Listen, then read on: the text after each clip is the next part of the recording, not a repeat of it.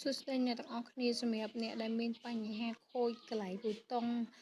ចុចបិទបើកហើយនឹងបន្ថយសលេងអីហ្នឹងអ្នកទាំងអស់គ្នាអាចចូលមកក្នុង setting អញ្ចឹងអ្នកទាំងអស់គ្នាអូសចុះក្រោមហើយទៅរកពាក្យនឹងរូបភាពបែបនេះដែលមានឈ្មោះថា shortcut and accessibility បន្តមកទៀតអ្នកទាំងអស់គ្នាចុចពាក្យ accessibility ហើយអ្នកទាំងអស់គ្នាចុចពាក្យ accessibility menu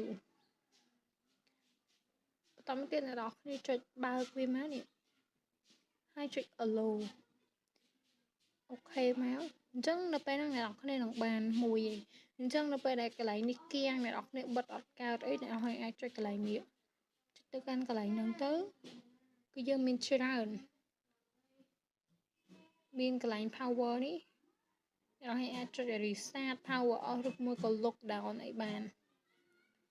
ហើយអ្នកនរគ្នាអាចមាន screenshot មាន volume up volume down អីអញ្ចឹងមាន lock screen អីអញ្ចឹងអូខេអរគុណអ្នកនរគ្នា